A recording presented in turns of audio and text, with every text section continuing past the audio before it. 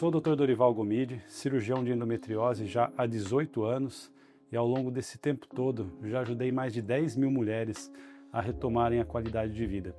E o objetivo desse canal, na verdade, é trazer informações para cada vez mais pacientes, informações que vão muito além das paredes desse consultório, e é esse o nosso objetivo. E eu quero iniciar esse bate-papo que eu quero trazer para vocês todo mês, falando um pouquinho sobre endometriose, sobre o nosso dia a dia. E para iniciar esse bate-papo, eu trouxe aqui o Gustavo Ceinsta, que eu sempre brinco aí no Instagram falando sobre ele, que é meu parceiro, que na verdade eu falei há 18, mas iniciei com ele a história há 17 anos aqui na região de Campinas. Então, obrigado, Gustavo, por a gente estar começando essa nova fase, estrear aqui comigo. E uma pergunta que eu quero te fazer: alguma vez na sua vida, quando você iniciou, você imaginava que ia tratar uma paciente de endometriose? Conta para mim um pouquinho essa história pra gente aí, para mostrar como que começou isso, né? Dori, é interessante, a gente sempre se reúne para operar, né? E agora reunindo para fazer um bate-papo aí é realmente aí inovador. Dorival, nunca imaginei. Na verdade, se perguntasse para mim há 18 anos atrás aí o que era endometriose, eu falava, não sei, isso é coisa de ginecologista aí. E é interessante como os caminhos vão levando a gente, né? E hoje a gente tem esse volume de pacientes aí para cuidar aí, para tratar. E é interessante, né? O Gustavo é cirurgião geral e uma próxima vez que a próxima pessoa que eu vou trazer para bate-papo é o Silval, né? E quando eu conheci o Gustavo, na verdade ele tinha operado uma paciente de fazer muita cirurgia de intestino e tinha operado até, na época, supunha que era um giste e tal, e era uma paciente do Silval, na época eu não trabalhava com o Silval, não trabalhava com o Gustavo, e durante a cirurgia, quando veio a anátomo patológica, a biópsia, né, aquilo que a gente acaba tendo medo, veio lá uma endometriose, né, Gustavo? Até foi uma novidade na época. É, na época a gente operou, eu lembro que esse primeiro caso foi em Indaiatuba. E eu lembro que eu achava que era um tumor de intestino ali. E aí quando veio a biópsia eu assustei, eu falei, cara, tem alguma coisa errada. Liguei até no laboratório, eu falei, não, isso daqui é um câncer de intestino, como é endometriose? E aí na época, quem era uma grande referência em Campinas e ainda é o Silval. E aí eu peguei, liguei para ele, falei, ó, Silval, sou Gustavo, cirurgião aqui, e eu operei uma paciente que inclusive passa com você aí, e deu essa biópsia. Aí ele perguntou para mim, não sabia que você trabalhava com endometriose também? É. E nessa época nem eu sabia. É, Nem sabia que iria nem sabia trabalhar, que né? iria trabalhar. E é legal porque o Gustavo citou Indaiatuba e eu acho que Indaiatuba, né, a gente atua hoje em dia praticamente em Campinas, operamos alguns casos em São Paulo, mas basicamente a nossa rotina é Campinas. Mas Indaiatuba a gente pode dizer que tem uma semente dessa história, Tem né? muita história lá no A gente se conheceu dentro do hospital lá do AOC, né, Oliveira Camargo. Eu era plantonista de ginecologia, o Gustavo plantonista da plantonista de cirurgia cirurgia. geral. E aí eu gostava de fazer cirurgia laparoscópica, fazer esterectomia, né? E aí sempre umas ideias para frente e tal. O pessoal me falou, tem um médico aí que faz cirurgia de intestino, né? Conheci o Gustavo. E o Gustavo, né, quem não sabe, ele é meio mão de vaca, né? Então, falei, vamos comprar um set de vídeo, não tinha estrutura? Vamos, só me enrolou, né, Gustavo? Enfim, acabei comprando e a gente começou a operar junto. Conta um pouco dessa parte aí da vida. Não, eu conheci o Dorival de nome, e aí ele tinha entrado faz pouco tempo no hospital, e aí veio assim, não, vamos comprar um armário de vídeo, um set de não sei o quê. Eu falava, cara, esse cara tá louco, por que eu vou ficar comprando coisa aí, material de cirurgia? E é engraçado como o tempo muda, né? Hoje a gente viaja para fora do país para trazer material novo, inovação, Conhecer, buscar. equipamento, buscar tanto conhecimento quanto equipamento aí de ponta aí para poder usar nas nossas cirurgias, né? Sim. Mas lá atrás foi bem isso mesmo. Eu falei, pô, esse cara tá louco, quer que eu compre material para operar e É. tudo, né? E E nisso já foi 17 anos. 17 anos, é. Na verdade, a gente vê essa evolução, né? Acho que a primeira cirurgia em conjunto mesmo, até foi uma paciente do Silval, que ele participava naquela época, não era tão idoso assim, vamos dizer, né? Ele conseguia suportar as cirurgias longas, né?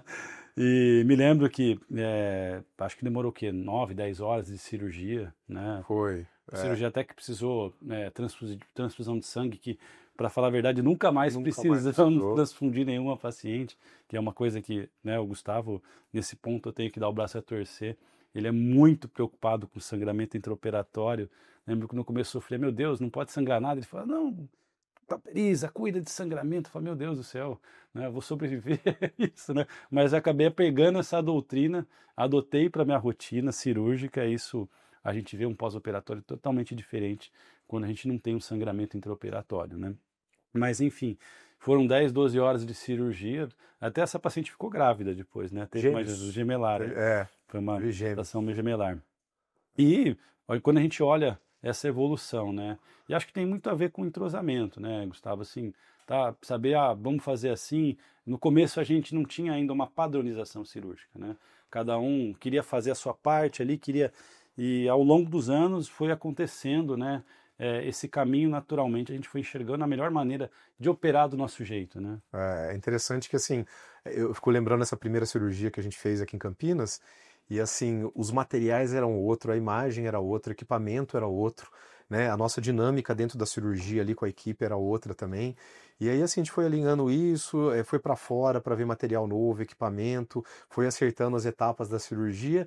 E você lembra, Dori, a gente gravava todas as cirurgias acabavam lá 8, 9, 10 horas da noite, e ansioso, a gente pegava no mesmo dia, assistia um vídeo para saber o que podia mudar, onde podia melhorar, o que tinha feito ali que não foi legal e tal.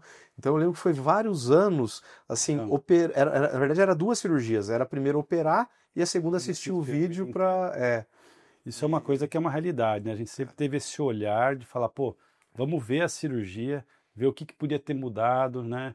Aí no meio da cirurgia sempre falava, ó, não faz isso. Daí trazia, dava alguma coisa ali. Aí me levou, quando eu vi a cirurgia, eu falava, tá vendo? Falei que não era pra ter feito isso. Pô, você é teimoso, cara. Daí às vezes eu falava uma coisa, pô, você é teimoso. Era muito engraçado essa história. Isso mesmo. Mas é engraçado com a endometriose, porque você pega assim uma cirurgia de câncer de intestino, ela é feita da mesma forma em qualquer lugar do mundo aí, com a mesma padronização, os mesmos passos. A endometriose, como naquela época, hoje já está mais difundida as coisas, mas era uma coisa nova, então não tinha muito bem estabelecido o que se fazer, como estadiar, e a gente foi aos poucos aí estudando, analisando tudo que a gente fazia e foi montando essa sistemática ao longo dos anos. Sim. Então isso eu acho que foi muito importante. Você pega assim hoje uma cirurgia nos últimos 7, 10 anos, as cirurgias nossas são todas da mesma forma, o mesmo jeito, o mesmo equipamento, tudo, mas é bem diferente daquelas cirurgias que a gente fazia 15, 16 anos atrás, né? Então isso é interessante. Esse trajeto aí foi muito importante para ir aperfeiçoando e para melhorando os resultados. Hoje na verdade, você falou, eu tenho muita percepção de quando foi o pulo do gato, qual foi o ano que a gente olhou para trás e falou assim, ó, mudou a história, a gente mudou, padronizou a cirurgia. Para mim foi 2016 e eu me lembro por quê.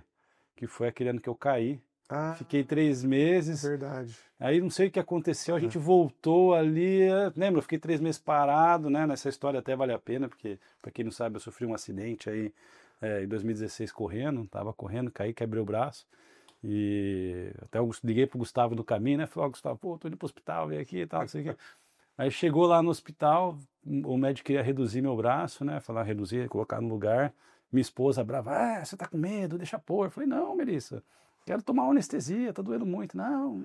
Aí o Gustavo chegou, não, cara, deixa pôr. Eu falei, então tá bom. Até hoje a Melissa me fala essa história aí. Pô, você não escutou o Gustavo? Na verdade, eu cheguei lá e falei assim, você quer que eu ponha no lugar?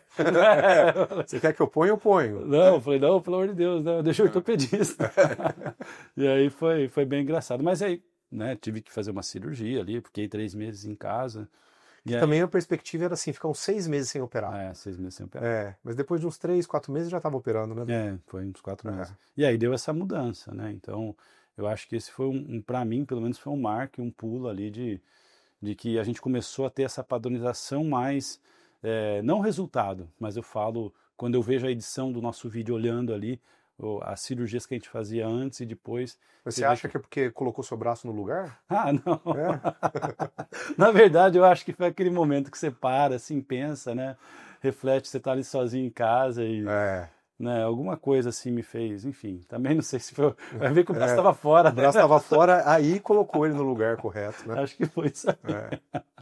Mas eu acho que teve muito isso. E essa evolução, realmente, de buscar tecnologia e tudo mais, e buscar cada vez mais trazer inovação, né? A medicina é uma coisa que evolui muito, a gente trabalha com uma área tecnológica e a gente precisa agregar a tecnologia. Mais uma coisa que a gente sempre fala, né, Gustavo? A tecnologia não supera o ser humano. Então, A gente sente isso na nossa cirurgia, né? Eu lembro lá atrás, uma vez até fiz um post muito antigo falando sobre isso, de uma paciente que procurou a gente logo no começo. Aí você me ligou, Dori, putz, acho que não é melhor a gente fazer essa cirurgia, não. Isso. Vamos encaminhar para um pessoal de São Paulo que tem mais experiência. Acho que é um caso que não é pra gente.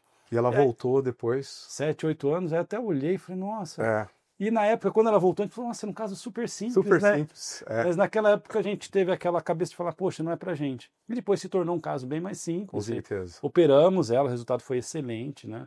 Então a gente sempre teve esse cuidado, né? E a gente pôde ver a evolução da equipe. Talvez as cirurgias que a gente faz hoje são um resultado muito superior do que já foram pelo crescimento e experiência. E a gente vê isso na literatura. Na verdade, não é uma tecnologia que muda a história.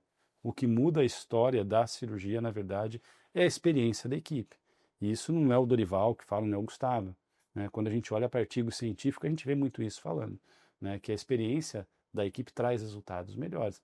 E é notório, para você também você percebe isso. E é interessante essa questão da experiência da equipe, é que eu lembro que lá atrás, no começo, muitas vezes assim, operava eu, você e o Silval, outro dia era eu, você e o Thiago, outro dia era só eu e você, outro dia tal, e assim a gente percebe que de 10 anos para cá, nesse período que você falou aí, esses de 2016, assim, a equipe que faz a cirurgia a semana passada, a de hoje, é a mesma equipe. Sim. Então hoje é o Christian e a Dani que estão junto, lá atrás era a Simone e a Elaine, mas assim, era toda semana a mesma equipe fazendo as mesmas cirurgias. Então eu acho que assim, isso também agregou bastante aí, né? Então a equipe está muito alinhadinha aí nos últimos 10 anos aí. Não, para quem não sabe, né, o Gustavo é um cara, quem já conhece ele é um pouco metódico, né? Então, para mudar alguma coisa é muito difícil, né? Então a gente chega no centro cirúrgico da sala lá, a gente também adquirir essa maneira de ser ali sempre do mesmo jeito. Às vezes chega alguém e fala, vamos mudar o canto da sala. Não, a gente sempre fez assim, vai ser desse jeito que tá dando certo. No começo do ano lá, quando eu voltei de férias, não sei se você lembra, que eu peguei e falei, não, esse carrinho aqui não é para ficar aqui, o lixinho ali é no outro, não sei o quê. Aí a enfermeira da sala falou assim, ó, o doutor Gustavo voltando de férias, né?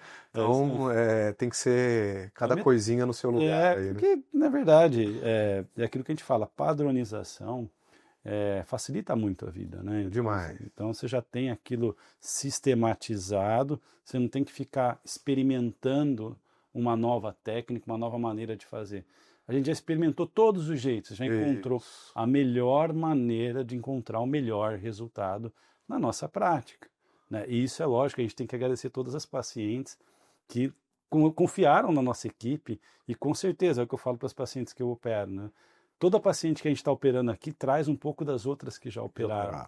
Então, traz a experiência de ter vivenciado aquilo ao lado delas, né? Então, e isso faz muita diferença no nosso dia a dia, né?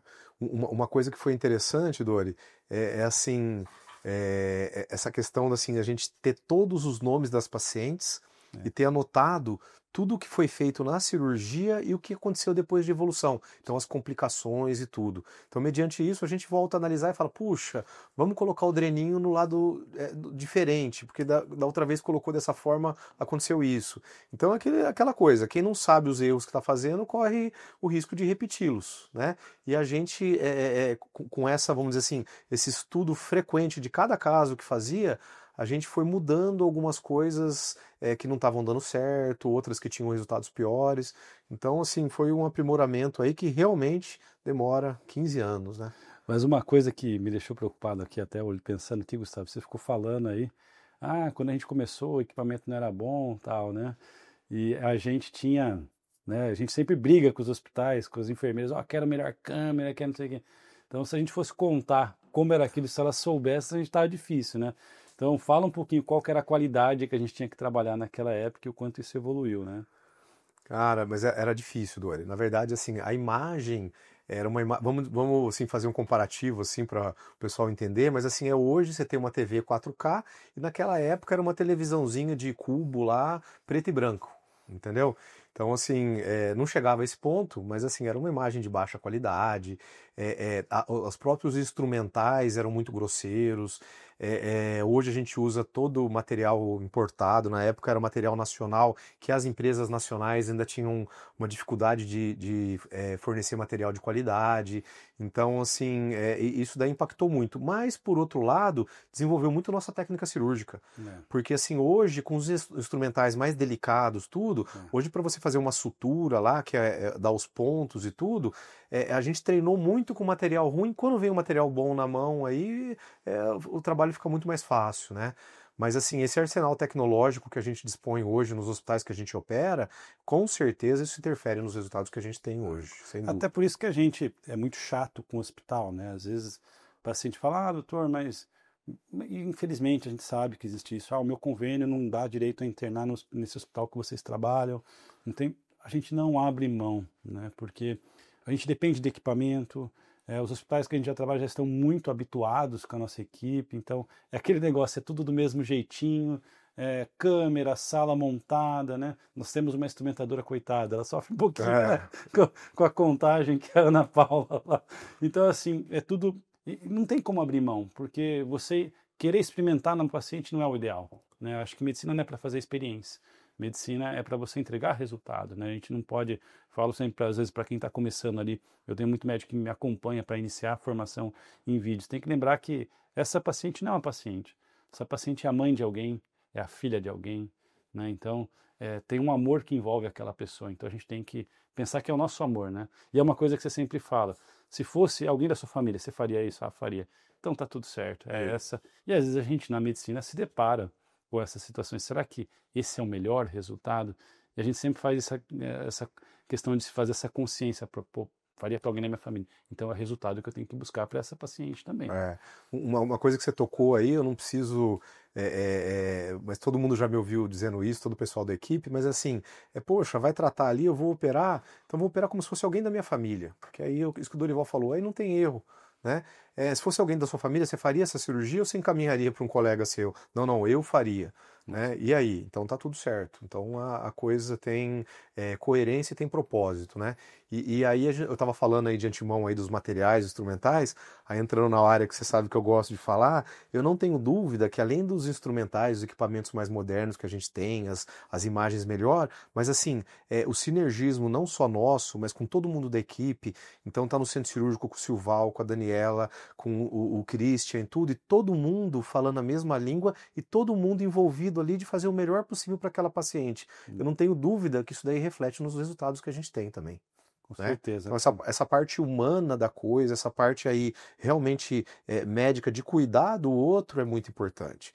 E na verdade, você já me escutou falando isso trocentas vezes, e aí muitas das pacientes nossas que vão ouvir isso daqui vai falar, é a mesma conversa que o Dr. Gustavo tem no consultório. Porque na verdade esse sou eu. Eu acho que assim, mais do que fazer uma cirurgia, é cuidar daquela pessoa ali que está precisando da nossa ajuda, né? A gente brinca, né? Medicina não é corte e costura, né? Isso mesmo. A gente está lidando com o ser humano, então a importância de falar com a família da paciente no pós-operatório, de acolher, de dar uma assistência, né? Precisa ter coragem para colocar aquele aventalzinho ali e entrar no centro cirúrgico. Não é uma coisa que qualquer um faz. Então, a paciente, né, eu vi essa frase até do Adib Jatene falando, né, que todo mundo fala que assim, ele é paciente porque ele tem medo, né? E quem tem medo, e às vezes as pessoas acham que o contrário do medo é a coragem. Mas quando você está doente, o contrário do medo não é a coragem. O contrário do medo é a fé, né? E as pessoas depositam a fé delas na gente. Então a gente tem que, pelo menos, fazer o máximo para retribuir a elas essa fé que ela depositou na gente. Eu acho que essa é a maior missão do médico, né? Retribuir a fé que ele recebe do paciente.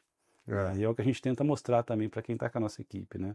Entrar nessa sintonia e estar feliz ali do nosso lado. Perfeito, Dori. Concordo que o intuito é esse mesmo. A sintonia, né? De todo mundo estar feliz ali em campo. E assim, né, Gustavo? Uma das coisas que a gente vai em congresso, lembro de um congresso que a gente foi lá em Nápoles, na Itália, né? Que foi o congresso do grupo do Malzone, que acaba sendo realmente uma inspiração para a gente, de cirurgião. E a gente começou a ver a discussão daquela técnica que a gente aplica há muito tempo, que é a retirada da peça por orifícios naturais, né? Aquela técnica que a gente fala nose e tudo mais. né? E o quanto isso agregou na nossa cirurgia. Hoje em dia a gente evita ao máximo a incisão, porque lembra, a paciente começou 5, 6 dias internada, começou a ficar 4, 5 dias. Hoje em dia a gente tem dado alta em 2, 3 dias para uma cirurgia de endometriose intestinal, bexiga, envolvimento de assoalho pélvico. E foi uma coisa que eu brinco, né? O Gustavo falou, vamos tentar fazer essa técnica. Aí eu tinha visto um vídeo, aí ele veio com a ideia dele, né? O Gustavo, para quem não sabe, mexe com marcenaria. Quem for lá na minha sala já viu, tem 2 quadrinhos lá para vocês terem uma ideia.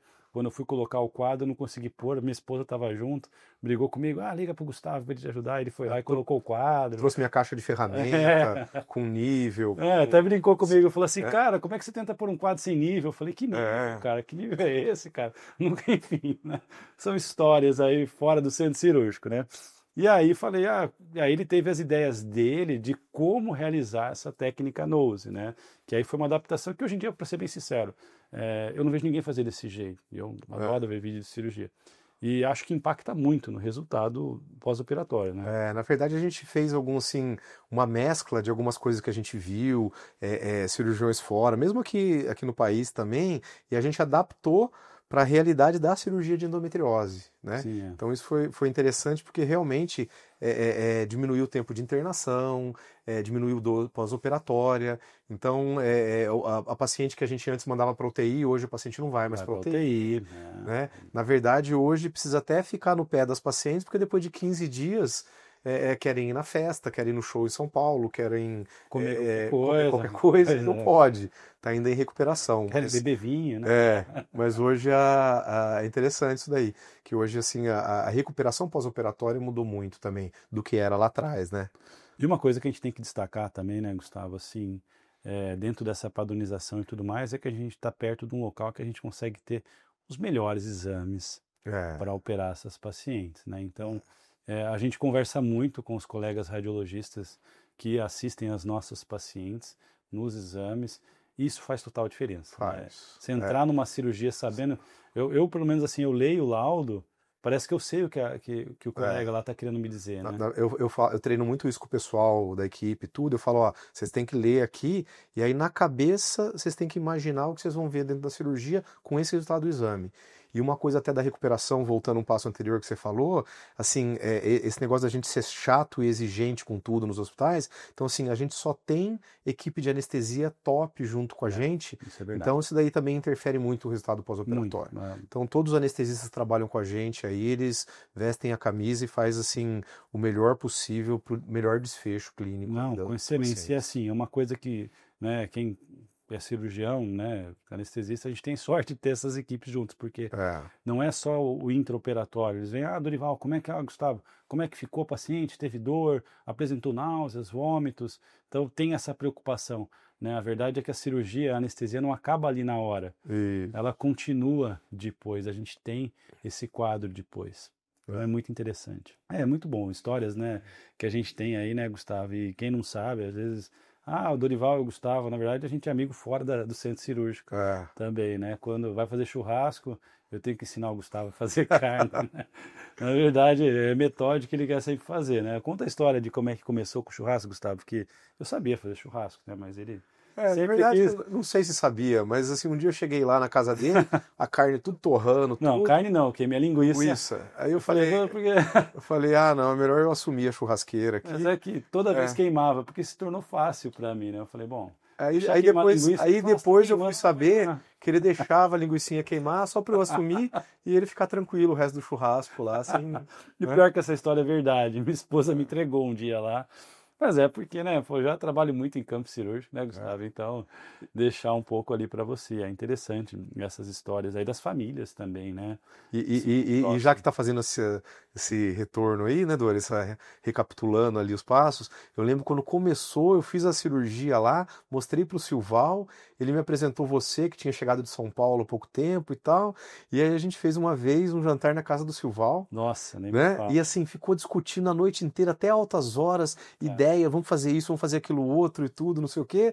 E aí depois, aí passou uns 6 meses, não tinha uma cirurgia. Não tinha uma cirurgia. Não tinha uma cirurgia.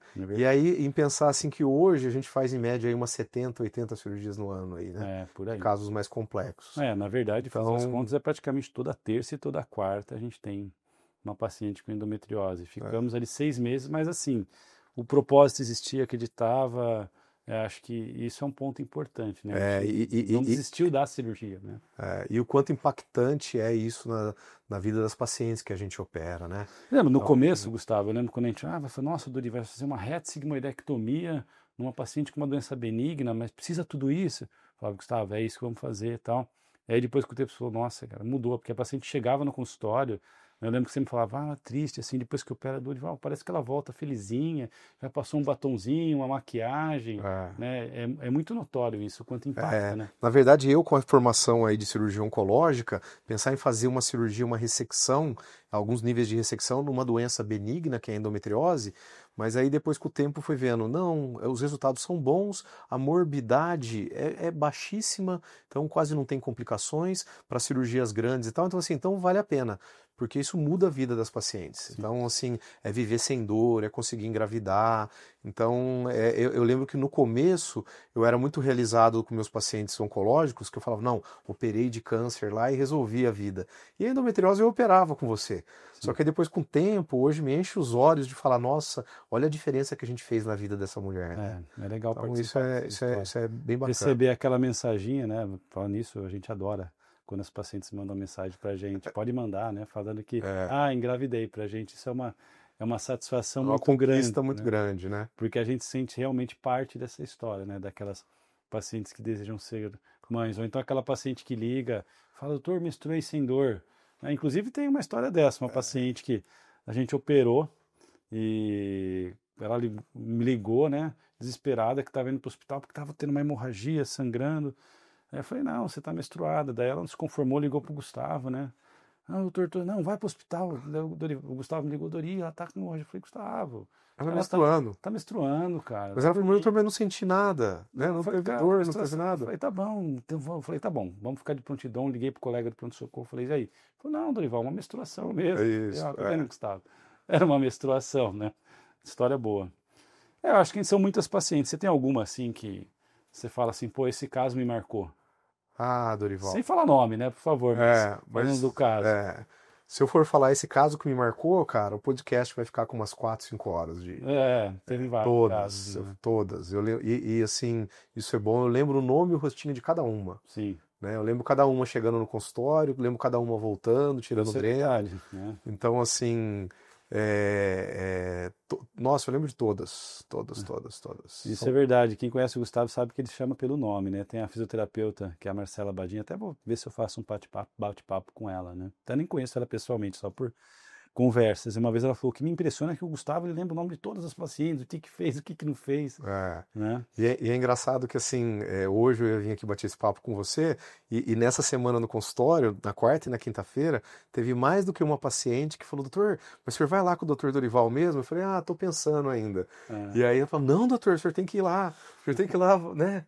Aí eu falei assim, tá, por você eu vou. Foi difícil trazer ele aqui, viu? Na verdade, assim, não tem como a gente pensar num caso, mas por tantas pacientes que, né, já passaram por aqui. Mas eu tenho um casinho que, assim, para mim marcou muito, que foi um caso que, na verdade, foi além da endometriose, que eu te falando com certeza você vai lembrar.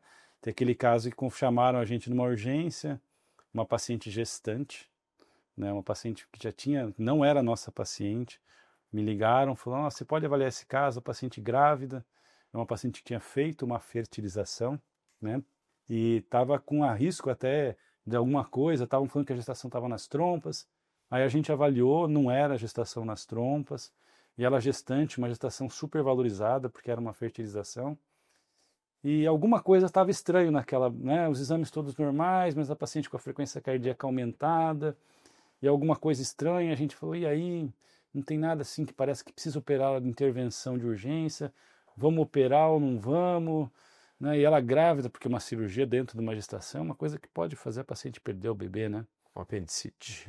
E aí alguma coisa, né? Porque a gente falou, cara, olhamos e falou, tem alguma coisa errada. Tem alguma coisa aqui. E aí a gente operou, ela estava com uma apendicite e na gestação a imunidade da paciente fica um pouquinho reduzida, então nem sempre a apendicite fica tão florida. Né? Então é um diagnóstico difícil. E aí era uma apendicite, a paciente permaneceu gestante, tinha uma endometriose avançada, não tratamos a endometriose, o objetivo foi Mesmo depois de operar, a gravidez evoluiu bem, né? E aí acabou a cirurgia, a gente falou, cara, isso aí é aquele sopro divino, né? É aquela coisa que fala assim, nosso olho, ele fala, meu, tem alguma coisa diferente aqui.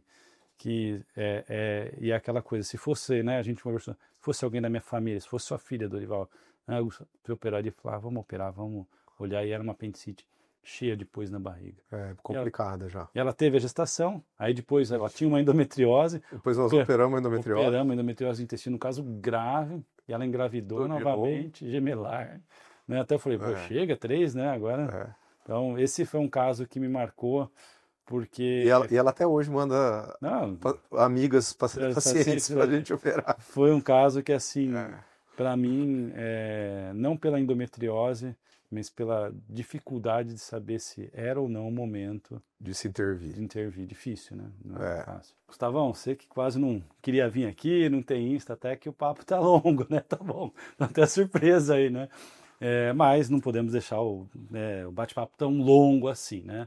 Então eu acho que a gente queria ter a sua impressão do futuro, de como vai ser, né? Bom, e para quem não sabe, o Gustavo é filho de um grande filósofo, então eu queria saber a sua opinião sobre esse futuro da medicina, né? O que você acha que vai impactar realmente, né? Até a inteligência artificial, robótica, a tecnologia, né? O que você acha que vai mudar realmente aí dessa história da medicina? Dori, já que você futuro, né? tocou aí até no nome do meu pai, eu lembro quando eu era garoto, meu pai falava, filho, a tecnologia veio para resolver um monte de problemas que a gente tinha, mas veio para criar um monte de problemas que a gente não tinha também antes.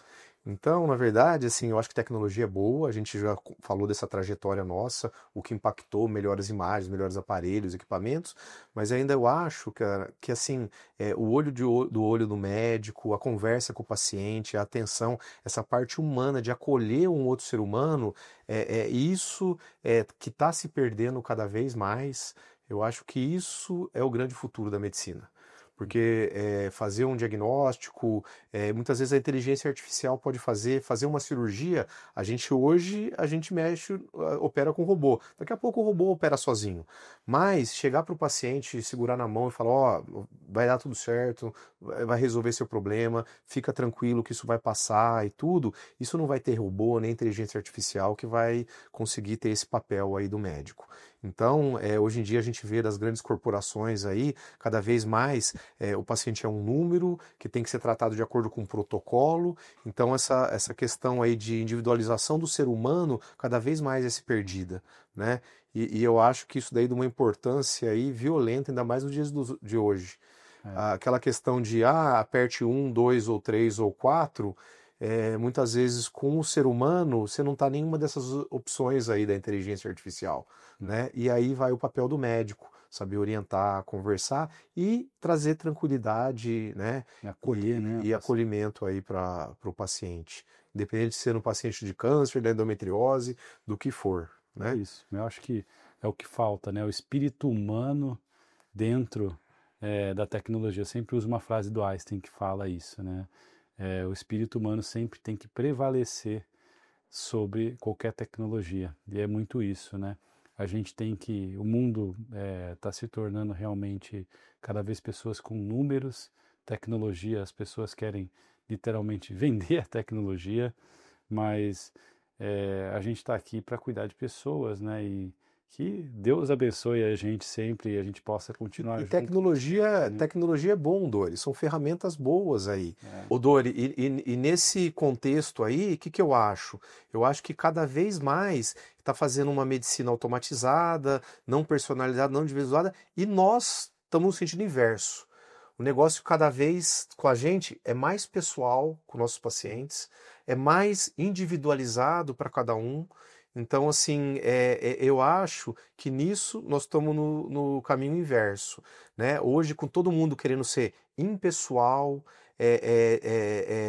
manter padrões totalmente despersonalizado, a gente faz um trabalho cada vez mais personalizado, pessoal, realmente a paciente que vem ali com a gente, assim, eu quero que ela fique boa, você também quer que ela fique boa. Sim, então, esse é o objetivo. O negócio é pessoal pra gente, né? Pessoal. Então, não tão impessoal quanto o mundo corporativo manda hoje em tudo. É no banco, é no estacionamento, é no restaurante, é tudo, né? Então, eu acho que, assim, é o caminho que a gente está trilhando pelo meu ver, é o caminho que eu acho que é o futuro aí da medicina. Poxa, legal. É isso, acho que eu não podia esperar menos dessa conversa, né? Gustavão, cara, valeu. Beleza, Obrigado Dori. pela conversa aí, meu amigo. Ó, que Deus ajude a gente sempre aí, seguir nessa trilha aí que Ele nos colocou junto, né? Eu e o Gustavo, a gente acredita que nada é por acaso, né? Eu não acho que as pessoas que estão do meu lado, todo mundo, eu acho que tem alguma coisa, alguém lá olhou e falou, coloca ali, porque para ajudar e para me ajudar a crescer. Valeu, obrigado. Aí, Beleza, Dori. valeu.